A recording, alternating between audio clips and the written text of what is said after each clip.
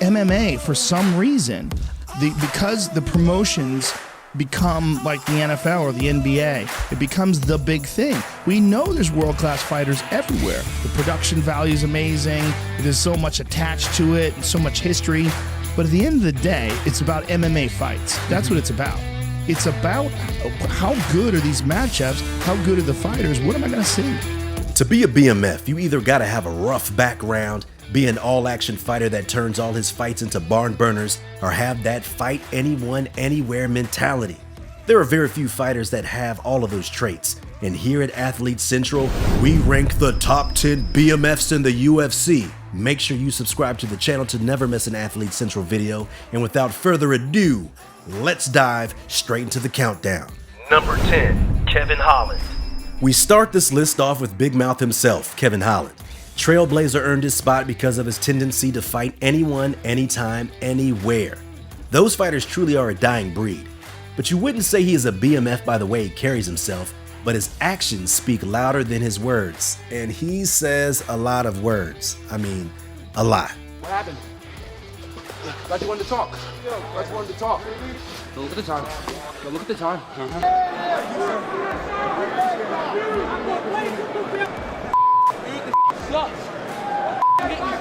Seriously, Kevin, stop talking and defend those takedowns. He could genuinely be a challenge for Adesanya. His striking is as good as anyone's he's come up against. He just has to work on his takedown defense to break into the top echelon of 185.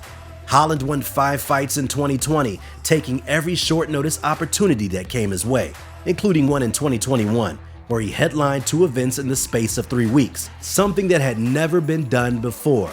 He seriously deserves his spot on the list. Oh, fuck, we're a little beat up, but never gonna stop talking. If you guys don't fucking like it, deuces. Number 9, Mike Perry. If this list was titled Top 10 Craziest Fighters in the UFC, Perry would probably top it. Platinum has been involved in so many controversies that we could make a whole separate video on them.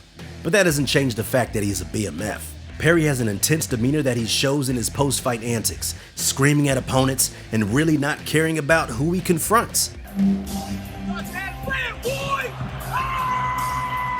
here to fight. That's what I like about Paul. We here to do work, baby. We gon' In addition to this, Perry always gives 110% into his fights, producing some barn burners against Vicente Luque and Cowboy Oliveira that left the canvas a bloody mess. People gonna bleed. It's gonna get cut open, and somebody might die. Beep boop. Beep boop. Number 8, Justin Gaethje. The highlight isn't on this list for anything outside the octagon. He's here for one thing and one thing only, his highlights. The number 2 lightweight in the world is one of 2 fighters I can think of that just don't have boring fights, Michel Pereira being the other one. Check out our top 5 unorthodox fighters list to learn more about the Brazilian. Okay, so back to Gaethje. 7 of his 8 fights in the UFC have been main events. That is unheard of. The promotion knows that it is a guaranteed banger when he steps into that cage. His leg kicks are devastating, and he is probably the hardest puncher at lightweight. Just listen to these bombs that he landed on Tony.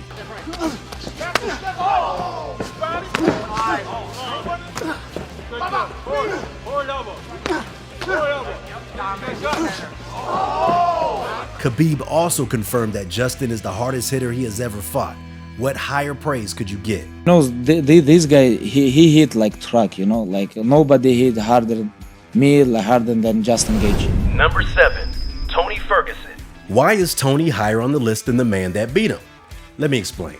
In his prime, Ferguson would make sure that Mr. Clean wouldn't be able to clear the canvas after his fight was done. Just look at his opponent's faces during his 12-fight win streak. Damn! A Tony fight was a guaranteed banger, where El Kukui would do everything in his power to finish his opponent. Tony is also a BMF outside the octagon. He was doing everything in his power to fight during the pandemic when the initial Gaethje fight was canceled. He still cut the weight for that day to show that he is ready no matter what. Granted, it was a stupid decision to drain his body like that, especially since the fight would be rescheduled to a month later. But hey, this isn't the top 10 smartest fighters list. Number 6, Anthony Smith. Lionheart could actually make the smartest fighters list as well. The analyst is a veteran of the fight game and a very rare breed of fighter, willing to throw down anytime, anywhere. In a career of 52 fights, Smith has never pulled out of a single bout. In his title fight with John Jones, Smith could have taken the DQ win after JBJ's illegal knee, but he chose to carry on, showing true warrior spirit. Good for him. Good for him, Very right? honorable. He doesn't want no DQ No, he does championship not. tonight. No, he does not. He said he's all right. Yeah, and you know what? I'm not surprised. I expected that from him. Yeah. He's going to be all right. We saw what Aljamain Sterling did during the same situation and became the butt of all types of jokes. Then again, he walked home with a UFC belt, and Smith did not. Smith's BMF status has been backed up outside the octagon too. In April 2020, an intruder broke into Smith's home in the middle of the night. Lionheart fought the trespasser for 5 minutes before the police could arrive, saying it was the toughest fight of his life. So I just engaged him as fast as I could. You know, I got 3 daughters, I got a wife, I got a mother-in-law that I'm responsible for. He certainly deserves a spot on our list. Number 5, Derek Lewis. The Black Beast is one of the scariest dudes in the UFC. He holds the records for the most KOs in the heavyweight division's history. One punch from this monster can truly put anyone to sleep. Lewis is also very active, not reluctant to fight down the rankings and putting his ranking on the line very often. The active heavyweight and knockout artist is also a BMF outside the ring. Lewis actually served 3.5 years in prison for assault after beating up a KKK member who insulted him in 2005. The racist actually had a shotgun on him, but Lewis didn't care and beat him so bad that he was left in a pool of blood.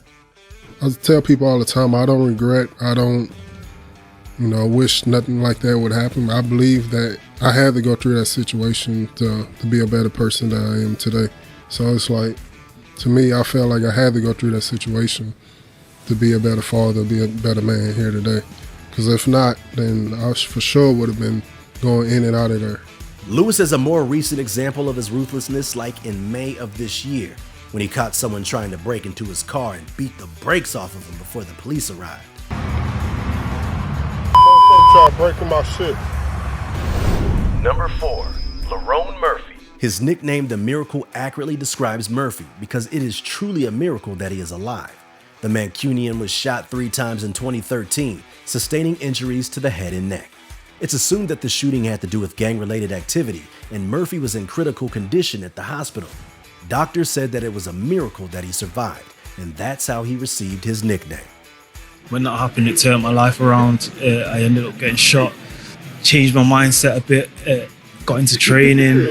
That took me off that took my mindset off that kind of thing. My energy changed, and I just ended up loving it. So, yeah. Lerone is not on our list just because of that, though. He got his UFC debut on very short notice against highly touted prospect Zubaira Tukhugov and didn't bat an eye to accepting the opportunity. He always puts on entertaining fights with his flashy style, so he meets all of the BMF criteria. Also, he has a shard of the bullet permanently embedded in his tongue. How can he not be on our list? Number 3, Donald Cerrone. Cowboy is BMF personified.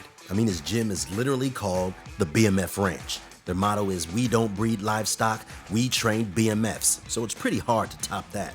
The most fights, wins, and bonuses in UFC history, Cowboy's spot in the Hall of Fame is all but confirmed. Cerrone never delivers boring fights. Whether it's extended combinations or slick submissions, the fights never disappoint. Cowboy is the definition of anytime, anywhere. He takes the toughest fights, whether at lightweight or welterweight, and 3 fights a year is actually disappointing for him. He faced Al Iaquinta, Tony Ferguson, Justin Gaethje, and Conor McGregor, all in the space of 8 months. That strength of schedule is unheard of in modern MMA, and Cowboy is one of those pioneers whose name will live long after retirement in the record books. Number 2, Nick and Nate Diaz.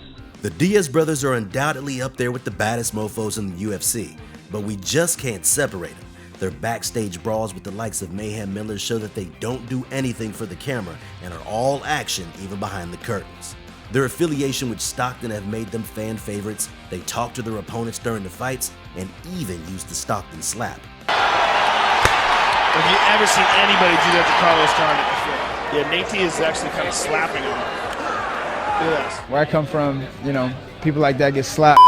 There's a reason that the BMF belt was made specifically for Nate Diaz, who's been quoted multiple times advocating for fighters to stay real and do their talking inside the cage, quite literally. Check out our video about Nate's lifestyle and net worth in the link below to know more about the UFC star. Number 1, Jorge Masvidal. The number 1 spot comes to the current BMF belt holder, Jorge Gamebred Masvidal. The Cuban originates from YouTube street fight videos, beating Kimbo Slice's protege Ray to really catapult his name in that space. His father was in prison for manslaughter, so Jorge resorted to street fighting to keep him going at a young age. Masvidal has kept it real throughout his UFC career, being very humble even in defeat against Usman, and never shying away from confrontation when there is animosity. This was best shown in the 3-piece in a soda incident with number 3 Leon Edwards after UFC London.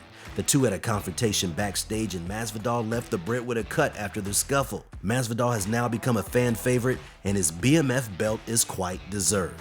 Everybody watching this back home from Miami was like, you should have punched him as soon as he asked you a question while you're interviewed, because that's my natural instinct, you know. So if you're getting interviewed and some fucking idiot comes here and cuts your interview off, bro, you should get punched or slapped upside your head, you know. Honorable mentions. How about Pollyanna Vienna for fighting off a burglar and sending him to the hospital? Robbie Lawler for his ruthless style inside the octagon, and lastly, Sean Strickland for being a scary fighter with bad intentions that's not afraid to fight anyone, even on short notice. Alright, well thank you guys so much for watching today's video. Did we miss anyone? Who is your number 1 BMF? Let us know in the comments below, leave a like, and make sure to subscribe to never miss an Athlete Central video. Until next time. E.